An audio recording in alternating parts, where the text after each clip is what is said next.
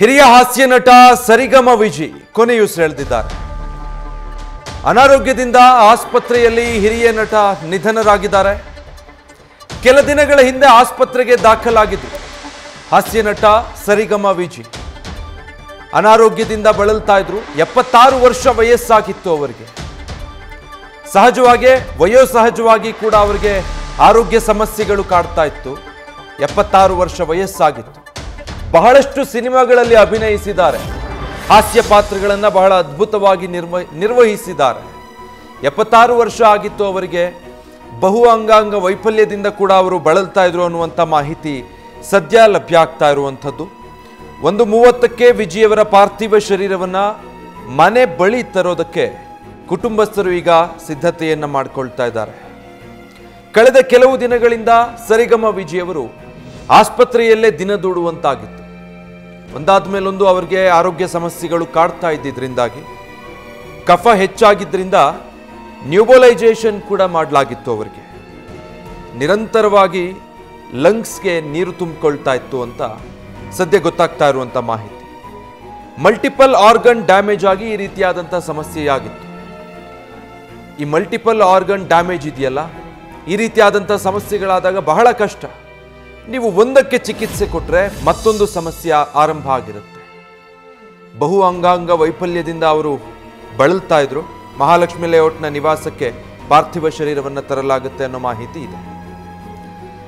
ಈಗ ಹಿರಿಯ ಕಲಾವಿದರಾದಂತಹ ಬ್ಯಾಂಕ್ ಜನಾರ್ದನ್ ಅವರು ನಮ್ಮೊಟ್ಟಿಗೆ ದೂರವಾಣಿ ಸಂಪರ್ಕದಲ್ಲಿದ್ದಾರೆ. ಸರ್ ನಮಸ್ತೆ.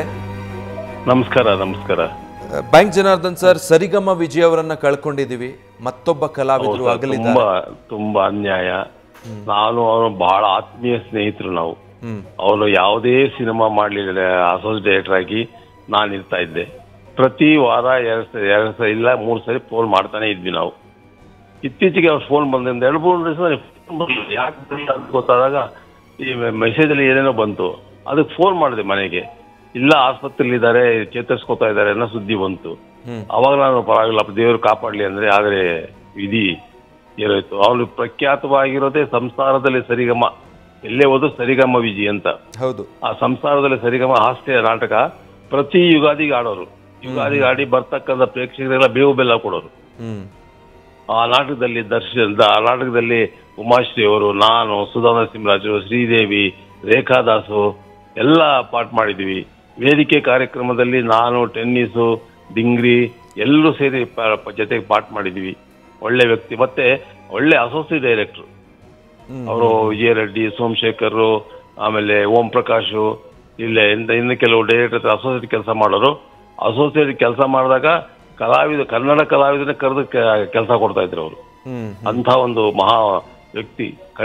ಕನ್ನಡ ಕಲಾವಿದನ ಕಂಡ್ರೆ ತುಂಬಾ ಆಸಕ್ತಿ. ಮತ್ತೆ ಅವರಿಗೆ ಏನೋ ಒಂದು ಶೂಟಿಂಗ್ ಟೈಮ್ನಲ್ಲಿ ಕಾರ್ ಬ್ಲಾಸ್ಟ್ ಆಗಿ ಸ್ವಲ್ಪ ಕಾಲಿಗೆ ಹೊಡೆತ ಬಿದ್ದು ಸ್ವಲ್ಪ ಅನಾರೋಗ್ಯ ಆಗಿದ್ರು. ಚೇತರಿಸ್ಕೊಂಡ್ಮೇಲೆ ನಾವು ಅನೇಕ ಪಾತ್ರಗಳು ಮಾಡಿದ್ವಿ ಆ ಸಿನಿಮಾದಲ್ಲಿ. ಹಾಗೆ ಕುಂತ್ಕೊಂಡೇ ಬರೋರು ಅವರು, ಕುಂತ್ಕೊಂಡೇ ಪಾಠ ಮಾಡೋರು. ಅಂತ ಒಳ್ಳೆ ವ್ಯಕ್ತಿ. ಆ ವ್ಯಕ್ತಿ ಹೋಗಿರೋದು ತುಂಬಾ ಅನ್ಯಾಯ. ಆದ್ರೆ ಏನು ಮಾಡೋಕ್ಕಾಗಲ್ಲ, ವಿಧಿ ನಿಯಮ ಹೋಗ್ಲೇಬೇಕು. ಅವರ ಆತ್ಮಕ್ಕೆ ಶಾಂತಿ ಸಿಗ್ಲಿ, ಹಾಗೂ ಅವರ ಮನೆಯವರಿಗೆ ಈ ದುಃಖನ ಭರಿಸುವಂತ ಶಕ್ತಿ ಆ ಭಗವಂತನಲ್ಲಿ ಕೊಡ್ಲಿ ಅಂತ ಕೇಳ್ಕೊತೀನಿ ಸರ್. ನಿಜ ಸರ್. ಅಂದ್ರೆ ನಿಮ್ಮ ಮಧ್ಯೆ ಸಂಪರ್ಕ ಒಡನಾಟ ಇತ್ತ? ಕೊನೆ ಬಾರಿ ಮಾತಾಡಿದ್ದು ಅಥವಾ ಸಿಕ್ಕಿದ್ ಯಾವಾಗ ನೆನಪಿಸ್ಕೊಳ್ಬಹುದು ಸರ್? ವಾಟ್ಸಪ್ ಅಲ್ಲಿ ಇತ್ತ. ಈಗ ಒಂದು 15 ದಿವಸ ಮುಂಚೆ ಫೋನ್ ಮಾಡಿದ್ರು. ಯಾವ್ದೋ ವಿಷಯಕ್ಕೆ ನಾನು ಫೋನ್ ಮಾಡಿದ್ದೆ, ಅವರು ಅದು ಫೋನ್ ಮಾಡಿದ್ರು. ಆಮೇಲೆ ನಮ್ದು ವಾಟ್ಸಪ್ ನಲ್ಲಿ ಮೆಸೇಜ್ಗಳು ನಡೀತಾ ಇತ್ತು. ಬೆಳಗ್ಗೆ ಗುಡ್ ಮಾರ್ನಿಂಗ್ ಹೇಳೋದು, ಅದು ಹೇಳೋದು, ಇದು ಹೇಳೋದು. ಇದು ಪ್ರತಿ ಬಹಳ ವರ್ಷಗಳಿಂದ ನಡೀತಾ ಇತ್ತು ನಮ್ದು ಅವ್ರದ್ದು ಬಾಂಧವ್ಯ. ಅವರು ಯಾಕೆ ನನಗೆ ಬರಲಿಲ್ಲ ಅಂತ ಗೊತ್ತಾದ್ರೆ ನನಗೆ ಏನೋ ಡೌಟ್ ಬಂದು, ಆಮೇಲೆ ವಾಟ್ಸಪ್ ಅಲ್ಲಿ ನೋಡಿದ್ರೆ ಇನ್ನೂ ಬದುಕಿದ್ದಾಗಲೇ ಶ್ರದ್ಧಾಂಜಲಿ ಅಂತ ಶುರು ಮಾಡ್ಬಿಡ್ತಿರು. ಆಮೇಲೆ ಮನೆ ಫೋನ್ ಮಾಡಿದಾಗ ಇಲ್ಲ ಆಸ್ಪತ್ರೆಯಲ್ಲಿ ಇದ್ದಾರೆ ಅಂದ್ರು. ಆಮೇಲೆ ಗೊತ್ತಾಯ್ತು ಅವರು ತೀರ್ಕೊಂಡಿದ್ದಾರೆ ಅಂತ ಹೇಳಿ. ಬಟ್ ಅವರು ತೀವ್ರ ಅನಾರೋಗ್ಯದಿಂದ ಬಳಲ್ತಾ ಇದ್ದಾರೆ ಅನ್ನೋ ಮಾಹಿತಿ ಇತ್ತ ನಿಮ್ಗೆ?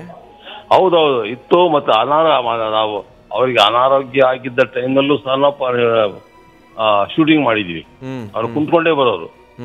ಆದ ನಂತರ ಸ್ವಲ್ಪ ಅನಾರೋಗ್ಯ ಆಗಿದ್ದ ಅವರೇ ಹೇಳಿದ್ರು, ಯಾಕೋ ಸರಿ ಇಲ್ಲ ಜನಾರ್ದನ, ಸ್ವಲ್ಪ ಆರೋಗ್ಯ ಕೆಡ್ತಾ ಇದೆ ಅಂದ್ರು. ಯಾಕಂದ್ರೆ ನನಗೂ 76 ವರ್ಷ, ಅವ್ರಿಗೂ 76 ವರ್ಷ.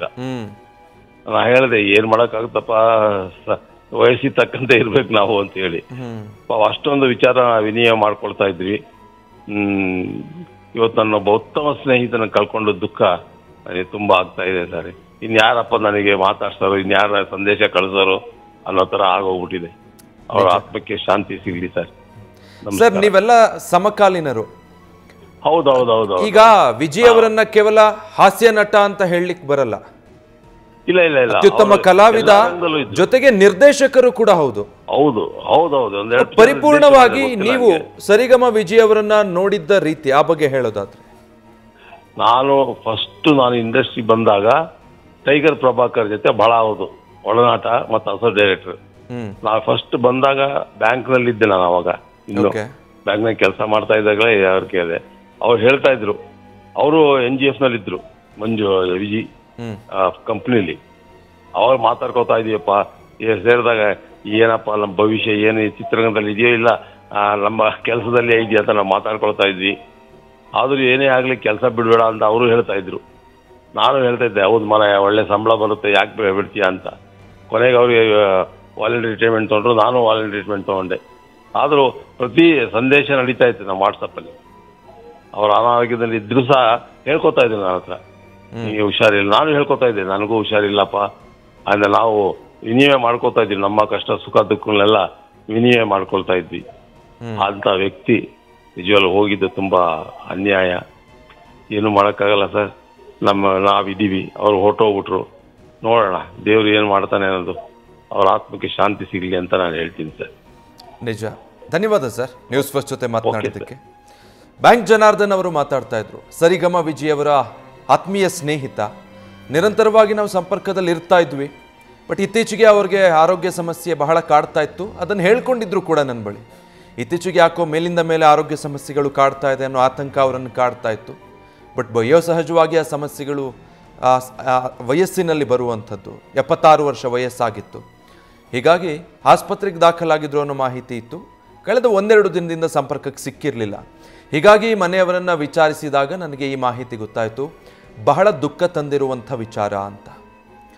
ಸುಮಾರು ವರ್ಷಗಳ ಕಾಲ 250ಕ್ಕೂ ಅಧಿಕ ಸಿನಿಮಾಗಳಲ್ಲಿ ನಟಿಸಿ ಕನ್ನಡಿಗರನ್ನ ರಂಜಿಸಿದ್ದಂಥ ಸರಿಗಮ ವಿಜಯ್ ಅವರು ವಿಧಿವಶರಾಗಿದ್ದಾರೆ. ನ್ಯೂಸ್ ಫಸ್ಟ್ ನಿರ್ಭೀತಿಯಿಂದ ನಿಮ್ಮ ಪರವಾಗಿ.